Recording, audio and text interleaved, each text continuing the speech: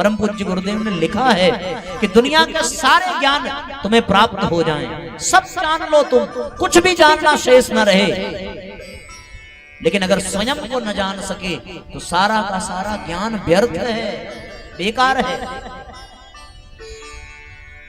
इसलिए साथियों, स्वयं को जानने की आवश्यकता है। स्वयं को कैसे चलाना है, कैसे आगे ले जाना है, जिंदगी का कैसे सदुपयोग करना है, जीवन का कैसा उपयोग होगा, ये जानना। हम लोग जैसे जैसे जानकारी मिलती है ना, वैसे वैसे हमारा जीवन और उलझता जाता है। लोगों को ये लगता है कि हम ये भी जान लेंगे तो हमें बड़ा आराम मिल जाएगा, हम ये भी जान लेंगे तो बड़ा आराम मिल जाएगा, लेकिन जैसे जैसे जानकारी बढ़ती है वैसे वैसे जीवन सुलझने की बजाय उलझता जाता है। सच्ची घटना बताऊं आपको, एक संत थे, बड़े तपस्वी थे, महान थे, बहुत दिव्य आत्मा थे। अब आप सच्ची घटना सुनो। जब वो अपनी कुटिया में साधना पे बैठते थे ना, तो उनकी झोपड़ी में 2-3 चूहे थे। जब उनका साधना का समय होता तो वो झोपड़ी के ऊपर चढ़ जाते सब, और फिर कुट कुट कुट कुट काटते रहते, और काट काट करके झोपड़ी के घास भूसे और उनके ऊपर गिर जाता, तो उससे उनकी साधना में व्यवधान होता। बड़ा परेशान हुए। 1 दिन बीता, 2 दिन बीता, 3 दिन बीता, बहुत कोशिश की चूहों को भगाने की। चूहे भगा सकता है क्या कोई चूहों? चूहे हम लोगों को भगा दे। उनके कुछ परिचित थे, आए तो उनके सामने अपनी समस्या रखी कि भैया सब तो बहुत बढ़िया है, चूहे साधना में बड़ा व्यवधान डालते हैं, इसका कोई उपाय है क्या? एक उनका परम हितैषी था, उन्होंने कहा महाराज एक उपाय है। उपाय यह है कि यदि आप बिल्ली पाल लो तो चूहे से जान बच जाएगी। ये जानकारी उनको मिल गई, बड़े खुश हुए। बोले अच्छा ये बात है। अच्छा बताओ, चूहों को पालना पड़ा था क्या? उनको तो बिना पाले ही पल रहे थे, पर बिल्ली को तो पालना पड़ेगा। बिल्ली आ गई, आराम हुआ चूहों से, बिल्ली से नहीं। चूहे से तो आराम मिल गया, अब बिल्ली को तो पालना पड़ेगा, तो पालने के लिए दूध चाहिए। तो अपने शिष्यों से कहा कि एक काम करो, जरा भिक्षा में दूध मांग करके ले आना। अब दूध आने लगा। जैसे जैसे बिल्ली बड़ी हुई, दूध की आवश्यकता भी बढ़ने लगी। अभी तक केवल समस्या थी चूहे की, अब कौन सी समस्या? बिल्ली को पालने की। मुंह लटका करके बैठे थे, सोच रहे थे क्या करें, क्योंकि अब शिष्यों ने कहा कि इतना दूध नहीं मिलेगा जितना आप इस बिल्ली को पिलाना चाह रहे हैं। तो फिर मीटिंग बिठाई गई। मीटिंग में ये प्रश्न रखा गया कि भाई चूहे की समस्या से तो निजात मिला, पर अब बिल्ली के दूध की समस्या का समाधान। उतने में किसी ने हाथ उठाया, महाराज एक उपाय है, आप कहें तो हम बताएं। तो फिर उन्होंने कहा कि हाँ हाँ बताओ बताओ। बोले दूध जहां से आता है उसको पाल लिया जाए।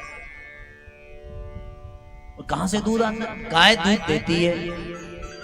बोले हाँ ये आइडिया बहुत अच्छा है।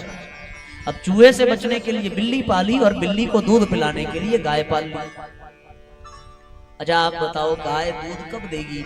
जब उसको खाने के लिए चारा मिलेगा। उनकी जानकारी तो बढ़ रही है, ज्ञान का स्तर बढ़ रहा है, और ज्ञान का स्तर बढ़ रहा है तो देखो समस्याएं सुलझने की बजाय और उलझ रही है। गाय आ गई, दूध देने लगी, बिल्ली दूध पीने लगी, चूहों से जान बचने लगी। और जब गाय दूध देने की प्रक्रिया प्रारंभ हुई तो अब गाय को चारा चाहिए कि नहीं चाहिए? समस्या बढ़ने लगी। भिक्षा में 1 दिन चारा लेके आए, 2 दिन लेके आए, 3 दिन लेके आए, चलो महीने भर कोई चारा दे दे, लेकिन उसके आगे भी तो सोचना पड़ेगा। फिर मीटिंग बैठी कि भैया आप चारे की समस्या का क्या किया जाए? तो एक चेले ने कहा कि महाराज एक बिस्सा जमीन लेकर के उसमें चरी बो दिया जाए तो चारे की समस्या एकदम सही हो जाएगी। गुरुजी ने कहा बहुत बढ़िया सुझाव है। धन इकट्ठा किया गया, एक बिस्सा जमीन ली गई और उसमें चरी बोई गई, अब उसमें चरी काट करके चेले सब ले आते, गाय को खिलाते, गाय दूध देती, दूध बिल्ली पीती, बिल्ली से चूहे की रक्षा होती, महाराज साधना करते। कुछ समय बीता, महीने 2 महीने जैसे तैसे चला, पर अब गाय है ना, गाय है तो गोबर भी करेगी, गाय है तो उसको चारा खिलाने की व्यवस्था भी बनानी पड़ेगी। चारा तो मिल गया पर चारा खिलाने वाला भी तो कोई चाहिए। शिष्यों ने कहा कि गुरुजी काम बढ़ने की वजह से हम साधना नहीं कर पा रहे हैं और हम आपकी शरण में इसलिए आए कि हम आत्म कल्याण कर सकें। यहाँ तो फिर हम गौ कल्याण और बिल्ली कल्याण में लगे हुए हैं, इसका कोई उपाय निकालिए। तो गांव के 4-6 प्रमुख लोग आए, उनके साथ चर्चा हुई तो उन्होंने कहा कि हमारे गांव में एक विधवा रहती है, बेचारी गरीब है, अगर आप कहें तो हम उसको यहाँ सेवा के लिए भेज दें, और सेवा के लिए भेज दें तो उसका भी जीवन चल जाएगा और आपका भी काम चल जाएगा। गुरुजी ने कहा कि बहुत अच्छी बात है। अब वो जो विधवा थी वो सकुशल उनके आश्रम में आ गई और आश्रम में आकर के उन्होंने चरी बोना, काटना, गाय को खिलाना, गाय से दूध निकालना, दूध बिल्ली को पिलाना, बिल्ली से चूहों की सुरक्षा, और ये सारी व्यवस्था उसने बनाई। 1-1.5 महीने बीता तो उसी गांव वालों ने कहा कि महाराज पूरे आश्रम में केवल एक ही महिला रहती है, बड़ी उल्टी सीधी बातें हम लोगों को सुननी पड़ती हैं। गुरुजी ने कहा क्या किया जाए फिर? बोले जब उनको आपकी जरूरत है, आपको उनकी जरूरत है, तो सबसे अच्छा होता आप दोनों विवाह ही कर लेते। उन्होंने कहा ये ठीक है, बहुत अच्छी बात है। अब उनका हो गया विवाह। अच्छा, जब तक विवाह नहीं हुआ था तब तक तो वो सेवा करने आई थी। अब हो गई शादी, तो शादी होने के बाद वो सेविका नहीं, वो तो मालकिन बन गई। अब वो गुरुजी की पत्नी यानी गुरु माता, अब गुरु माता चरी काटे और गुरु माता गाय की सेवा करें, इसमें भी एक अड़चन आने लगी। अच्छा, विवाह हुआ तो स्वाभाविक है संतान उत्पन्न होगी। शुरुआत समस्या की कहां से हुई थी? एक चूहे से। वही चूहा समस्या के रूप में आगे बढ़ा तो चूहा बिल्ली बन गया, बिल्ली गाय बन गई, गाय चरी बन गई, और चरी से विधवा सेविका के रूप में आई, और फिर वही सेविका पत्नी बन गई, पत्नी से बच्चे आ गए। लोगों ने ज्ञान दिया, उनका ज्ञान बढ़ा, जैसे जैसे ज्ञान बढ़ा वैसे वैसे जीवन में उलझने बढ़ती चली गई। एक दिन झुल्लाए और आत्मचिंतन में बैठे। शुरुआत कहां से हुई थी? बोले इन सारी समस्याओं से तो अच्छा था कि चूहों की ही समस्या झेल लेते तो इतनी समस्या से बच जाते, क्योंकि चूहे की समस्या आधे 1 घंटे की ही थी, लेकिन ये तो जीवन भर की समस्या हो गई। तो वो सब जान गए, जानकारी मिली ना कि चूहे बिल्ली से डरते हैं, बिल्ली को दूध चाहिए, दूध गाय से आता है, ये सब उनको पता चल गया। लेकिन वो सब जान करके भी बेकार उनका जीवन होता रहा, क्योंकि वो स्वयं को जान ना पाए, स्वयं का बोध नहीं हो पाया। अगर स्वयं का बोध हो जाता तो फिर चूहा समस्या उनको नहीं लगता, बल्कि उस चूहे में भी जब स्वयं का बोध हो जाए ना तो फिर वो चूहा साक्षात भगवान गणेश का वाहन प्रतीत होने लगता है। फिर वो चूहा भी इष्ट बन जाता है, वो चूहा भी आराध्य बन जाता है, और उस चूहे की भी उपासना होने लगती है।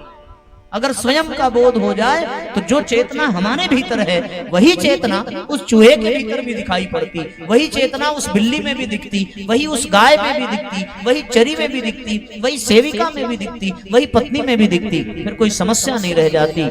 साधन बढ़ गए, संसाधन बढ़ गए, परिस्थितियां बदलती चली गई, जीवन सुलझने की बजाय उलझता चला गया। क्यों उलझता चला गया? इसलिए उलझता चला गया साथियों, जिंदगी का बुकलेट उन्होंने पलट करके देखा नहीं। जिंदगी का जो मैनुअल कार्ड था उसमें जीवन को जीना कैसे है, जीवन जीने की कला क्या है, ये सीखा नहीं। और ये सीखा नहीं तो समस्याएं बढ़ी। जो जिंदगी की बुकलेट पढ़ ले, यानी जो प्रज्ञा पुराण को पढ़ ले और जीवन में उतार ले, उसमें समस्याएं बढ़ेंगी नहीं, समस्याएं घटती चली जाएंगी। जैसे आज हम समस्या समझ रहे हैं, वो समस्या ही हमें समाधान दिखने लगी। ये बड़ी विशेष बात है। चमत्कारिक परिवर्तन होता है साथियों जब व्यक्ति जीवन जीने की कला का प्रशिक्षण लेना प्रारंभ करता है। तब उसे पता चलता है कि जिन चीजों से वो बचना चाहता है, जिन चीजों से वो भागना चाहता है, वही चीजें उसके आत्म कल्याण में सहायक बनेंगी। जरा सोचो, समस्या चूहे में नहीं थी, समस्या दृष्टिकोण में, समस्या बिल्ली में नहीं थी, समस्या गाय में नहीं थी। जितने भी ऋषि हुए, संत हुए, उनके यहाँ पशु पक्षियों के पालन की व्यवस्था रही, उनका भी दाम्पत्य जीवन था, उनके भी बाल बच्चे थे, पर उन्होंने आत्मबोध के शिखर को स्पर्श किया। कारण क्या था? केवल इतना ही कि उन्होंने जिंदगी के बुकलेट को पढ़ा, यानी प्रज्ञा पुराण को जीवन में उतारा, सुना, समझा। एक चीज है, कौन सी? मैनुअल कार्ड जिंदगी का पता होना चाहिए, वो हमने आपको बता दिया। अब पढ़ना आपको पड़ेगा, पन्ने आपको पलटने पड़ेंगे, 2-4-10 पन्ने हम सुना करके चले जाएंगे, पर आपको ये खुद से मेहनत करनी पड़ेगी। तब आपको पता चलेगा कि जिंदगी जीने का क्या तरीका है, हम कैसे इसको चलाना सीखें, हम कैसे इसको सुंदर बनाना सीखें।